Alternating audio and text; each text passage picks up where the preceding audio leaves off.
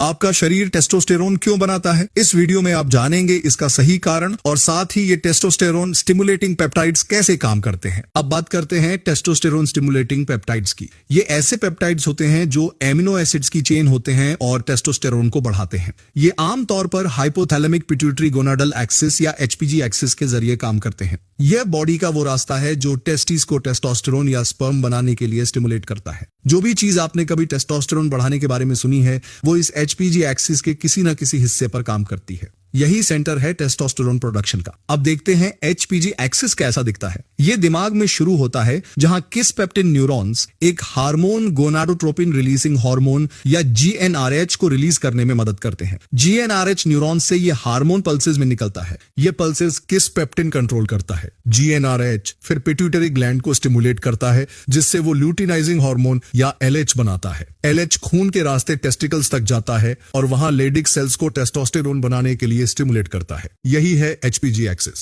इस कैटेगरी में जो बैंड सब्सटेंसेस हैं वो सब इसी एक्सिस में कहीं ना कहीं शामिल हैं। ये सब्सटेंस हैं chorionic gonadotropin, luteinizing hormone, gonadotropin releasing hormone और किस पेप्टिन। अब जल्दी से चोरियोनिक गोनाडोट्रोपिन कवर करते हैं क्योंकि इसमें ज्यादा कुछ बताने को नहीं है। ये प्रेगनेंसी के दौरान मैटरनल रिकॉग्निशन में काम आता है, लेकिन जब इसे मर्दों को इंजेक्ट किया जाता है तो ये टेस्टोस्टेरोन प्रोडक्शन में मदद करता है। इसका काम कुछ लूटिनाइजिंग हार्मोन जैसा होता है जिसके बारे में हम आगे बात करेंगे, इसलिए इस सब्सटेंस में ज्यादा डिटेल की जरूरत नहीं है। बाकी 3 सब्सटेंसेस को समझने के लिए अच्छा होगा अगर हम एचपीजी एक्सिस के ऑर्डर में चले। तो पहले बात करेंगे किस पेप्टिन की, फिर जीएनआरएच की और फिर एलएच की। किस पेप्टिन न्यूरॉन्स दिमाग के हाइपोथैलेमस में मौजूद ब्रेन सेल्स होते हैं जो किस पेप्टिन नाम का पेप्टाइड बनाते हैं। ये किस पेप्टिन जीएनआरएच न्यूरॉन्स के किस रिसेप्टर से जाकर चिपकता है जिससे वो जीएनआरएच रिलीज करते हैं। जैसा पहले बताया गया, जीएनआरएच वो हार्मोन है जो पूरे एचपीजी एक्सिस को स्टार्ट करता है और आखिर में टेस्टोस्टेरोन प्रोडक्शन तक पहुंचाता है। किस पेप्टिन बहुत जरूरी होता है रिप्रोडक्शन और टेस्टोस्टेरोन के लिए। यह एचपीजी एक्सिस का मेन रेगुलेटर है। एनर्जी अवेलेबिलिटी और लेप्टिन सिग्नलिंग इस एचपीजी एक्सिस के लिए बहुत जरूरी है। लेप्टिन एक हार्मोन है जो व्हाइट एडिपोज टिश्यू यानी फैट टिश्यू से निकलता है। जब लेप्टिन दिमाग में मौजूद लेप्टिन रिसेप्टर्स से बाइंड करता है तो यह दिमाग को बताता है कि बॉडी में कितनी एनर्जी या कैलोरीज अवेलेबल है। अगर लेप्टिन सिग्नलिंग ज्यादा है तो इसका मतलब है बॉडी में एनर्जी ज्यादा है और अब बॉडी रिप्रोडक्शन और टेस्टोस्टेरोन में एनर्जी इन्वेस्ट कर सकती है। अगर लेप्टिन सिग्नलिंग कम है तो इसका मतलब है एनर्जी कम है, इसलिए रिप्रोडक्शन को रोक देना चाहिए और एनर्जी को सर्वाइवल की तरफ डायरेक्ट करना चाहिए, यानी एनर्जी को बचाना चाहिए। लेकिन बात यह है कि लेप्टिन सिग्नलिंग हमेशा लेप्टिन की क्वांटिटी से मैच नहीं करती। जो लोग बहुत अंडरवेट या स्टार्विंग होते हैं उनके पास बॉडी फैट कम होता है, इसलिए लेप्टिन भी कम होता है और लेप्टिन सिग्नलिंग भी कम होती है। ये बात समझ में आती है। लेकिन जो लोग ओबीस होते हैं उनके पास बहुत ज्यादा फैट होता है और लेप्टिन भी बहुत ज्यादा होता है, लेकिन उनकी बॉडी के लेप्टिन रिसेप्टर्स अक्सर लेप्टिन के लिए इंसेंसिटिव हो जाते हैं। इस वजह से उनके पास बहुत लेप्टिन होते हुए भी लेप्टिन सिग्नलिंग कम होती है और इस वजह से वो लोग भूख महसूस करते हैं और खाना चाहते हैं, जबकि उनकी बॉडी में पहले से ही बहुत एनर्जी स्टोर्ड होती है फैट के रूप में। लेप्टिन यहां इसलिए इंपॉर्टेंट है क्योंकि किस पेप्टिन न्यूरॉन्स लेप्टिन सिग्नलिंग से इन्फ्लुएंस होते हैं। अगर energy balance, body composition, calories या लेप्टिन सिग्नलिंग में कोई डिसरप्शन होता है तो वो किस पेप्टिन को अफेक्ट करेगा और उसके बाद जीएनआरएच, एलएच और टेस्टोस्टेरोन को भी। स्टारवेशन, ओबेसिटी और लेप्टिन रेजिस्टेंस ये सब आपकी टेस्टोस्टेरोन प्रोडक्शन को खराब कर सकते हैं। इसलिए जरूरी है कि आप हेल्थी बॉडी फैट परसेंटेज पर रहें और लेप्टिन सेंसिटिविटी को मेंटेन करें। ऐसा करने के लिए अगर आप मेल हैं तो आपको 10 से 15% बॉडी फैट तक पहुंचना चाहिए।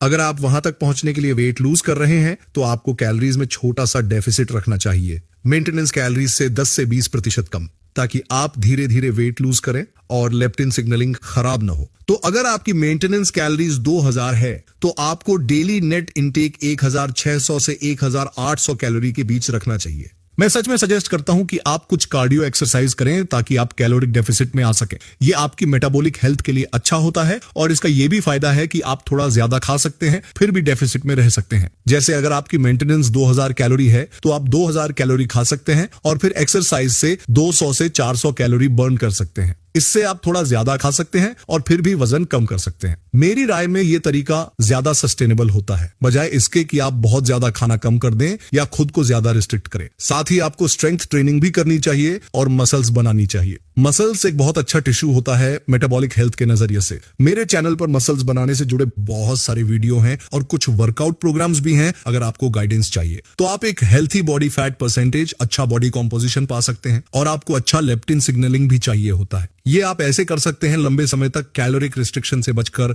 अच्छी नींद लेकर, कॉर्टिजोल कम करके, मसल्स बनाकर और एक्सरसाइज करके। ये हमेशा अच्छा होता है। और कुछ डाइटरी फाइबर भी खाइए, खासकर अगर आप ओबीस हैं। बेसिकली आपको हेल्थी बॉडी वेट पर रहना चाहिए, ना खुद को भूखा रखना है और न ही ओवरवेट या ओवरईट करना है। तो ये हिस्सा किस पेप्टिन इक्वेशन के एनर्जी बैलेंस वाले पार्ट को कवर करता है। अब बात करते हैं कि और क्या चीजें किस पेप्टिन सिग्नलिंग को प्रभावित करती हैं। एक बड़ा फैक्टर है सर्केडियन रिदम। आपके हाइपोथैलेमस में एक हिस्सा होता है जिसे सुप्राकिस्मेटिक न्यूक्लियस कहते हैं। ये आपकी आंखों से लाइट सिग्नल्स रिसीव करता है और आपके ब्रेन और बॉडी को बाहर की लाइट से सिंक्रोनाइज करता है। एनवायरनमेंट आपका सर्केडियन क्लॉक का मास्टर रेगुलेटर होता है, मतलब आपकी इंटरनल बायोलॉजिकल क्लॉक। और किस पेप्टिन न्यूरॉन्स भी, जैसे बॉडी की बाकी चीजें, सर्केडियन रिदम से कंट्रोल होती हैं। अगर आपकी नींद अनियमित है, अगर आप रात को ब्राइट ब्लू स्क्रीन देख रहे हैं और पूरे दिन बाहर की धूप में जाने की जगह अंदर ही रह रहे हैं, तो आपकी सर्केडियन रिदम खराब हो जाएगी और इसी वजह से आपकी किस पेप्टिन सिग्नलिंग भी डिस्टर्ब हो जाएगी। और उसके नीचे आने वाली चीजें जैसे कि आपकी टेस्टोस्टेरोन प्रोडक्शन, वो भी खराब हो जाएगी। और जैसा कि मैंने लेप्टिन सिग्नलिंग के बारे में बताया,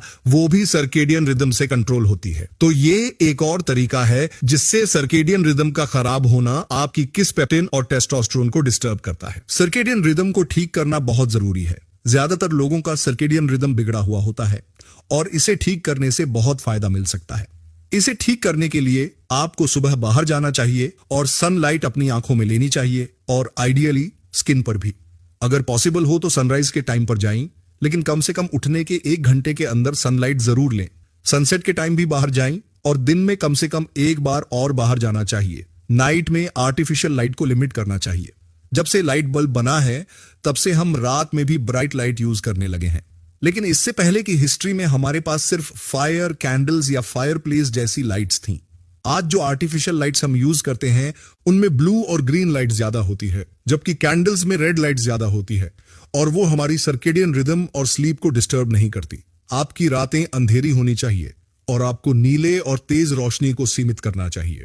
इसके लिए आप ब्लू लाइट ब्लॉकिंग ग्लासेस और अपने फोन पर एप्स का इस्तेमाल कर सकते हैं।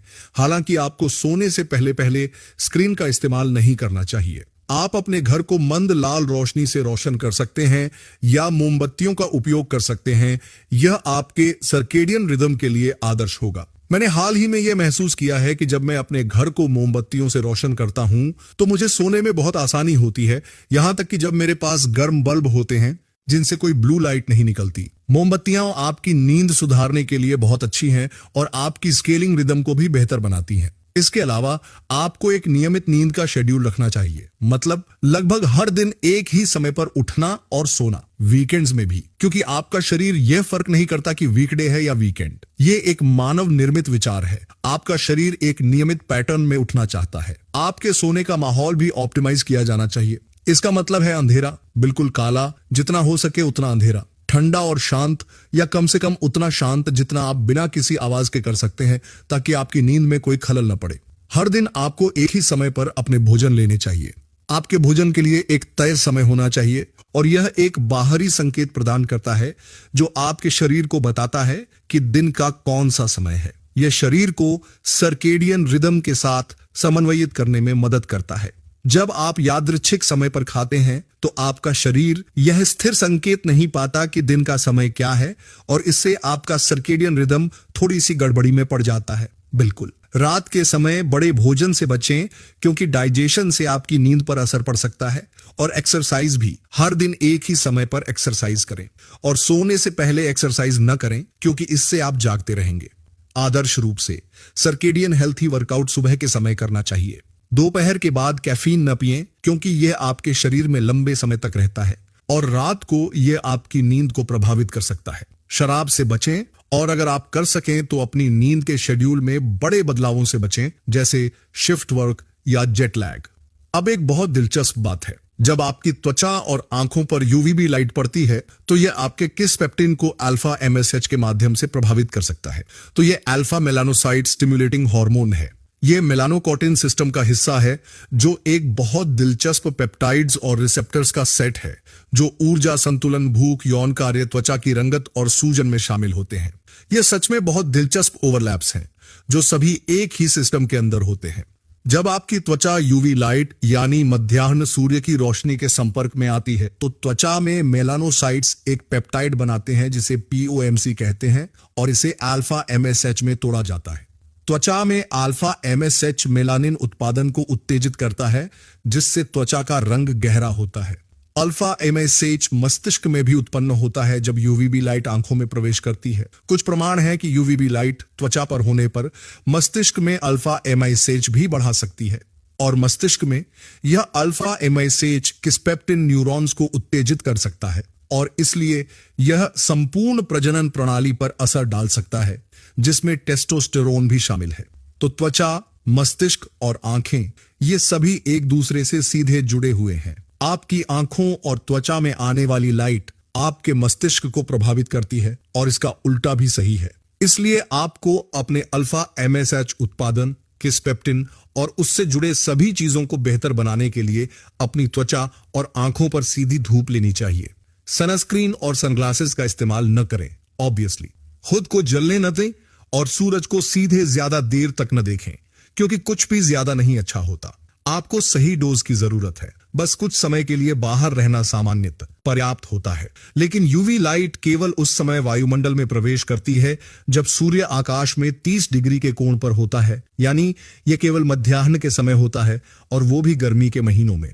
जितना हल्का आपकी त्वचा होगी उतना कम सूर्य की जरूरत पड़ेगी। और एक दिलचस्प बात अल्फा MSH के बारे में, कुछ लोग मेलानोतन लेते हैं जो अल्फा MSH का एनालॉग है, जो शरीर में वही काम करता है जो अल्फा MSH करता है। ये मेलानोकॉर्टिन आपकी स्किन की पिगमेंटेशन बढ़ाता है, तो इससे आपको टैन मिलता है और ये आपकी भूख को भी दबाता है और लिबिडो को बढ़ाता है। यह मेलानोकॉर्टिन सिस्टम के बीच का ओवरलैप दिखा रहा है जो वाकई में दिलचस्प है। जैसे स्किन पिगमेंटेशन, लिबिडो, भूख, ये सभी चीजें एक ही सिस्टम के द्वारा संबंधित हैं।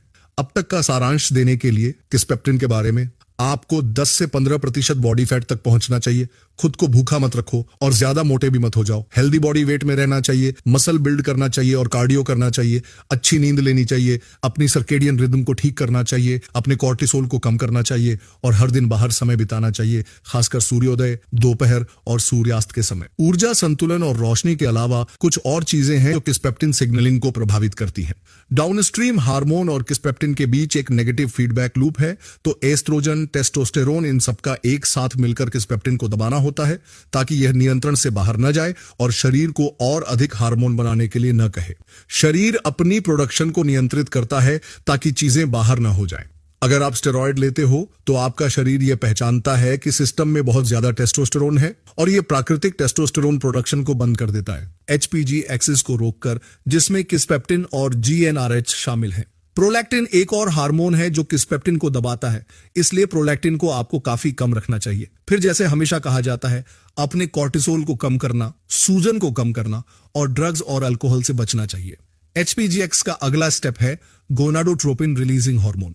मैंने इसे पहले थोड़ा सा छुआ था क्योंकि इसे किस्पेप्टिन नियंत्रित करता है। GnRH हाइपोथैलेमस में बनता है और यह पिट्यूटरी ग्लैंड में ग्रेनेडोट्रोप्स को ल्यूटिनाइजिंग हार्मोन बनाने के लिए उत्तेजित करता है। ल्यूटिनाइजिंग हार्मोन GnRH के बाद इसका अगला स्टेप है। तो यह सुनिश्चित करने के लिए कि आपका GnRH रिलीज सामान्य और स्वस्थ है, आपके लेप्टिन सिस्टम को सामान्य होना चाहिए। जैसा मैंने पहले बताया, लेप्टिन शरीर में ऊर्जा की मात्रा का संकेत देता है। तो बहुत पतला या बहुत मोटा होना दोनों ही लेप्टिन सिग्नलिंग को गड़बड़ करता है, जिससे टेस्टोस्टेरोन और फर्टिलिटी में समस्याएं हो सकती हैं HPG एक्सिस के माध्यम से। आखिरकार आपको एक हेल्दी बॉडी फैट लेवल पर रहना चाहिए और यह सुनिश्चित करना चाहिए कि आपका लेप्टिन सेंसिटिव है। आपको अपनी डाइट में पर्याप्त प्रोटीन और अमीनो एसिड्स मिलनी चाहिए। GnRH एक पेप्टाइड होने के नाते अमीनो एसिड्स से बना होता है। कुछ अमीनो एसिड्स डोपामाइन जैसे कंपाउंड्स के प्रिकर्सर होते हैं जो GnRH सिक्रीशन को नियंत्रित करते हैं। प्रोटीन ब्रेन को सैटिटी का सिग्नल भी देता है, मतलब कि आप पूरी तरह भर गए हैं, आपके पास पर्याप्त ऊर्जा है। और इसका मतलब है कि हाइपोथैलेमस को टेस्टोस्टेरोन और प्रजनन के लिए GnRH पैदा करने में कोई रुकावट नहीं है। तो फिर से हम देख रहे हैं कि ऊर्जा संतुलन इन प्रजनन हार्मोन के उत्पादन के लिए महत्वपूर्ण है, जैसे इंसुलिन, लेप्टिन, सैटिएटी और भूख। इन सब का महत्व है। बिल्कुल, आपको सभी माइक्रोन्यूट्रिएंट्स की आवश्यकता होती है। हाल ही में मैंने माइक्रोन्यूट्रिएंट्स पर एक वीडियो बनाया है। मैंने उनके सर्वोत्तम स्रोतों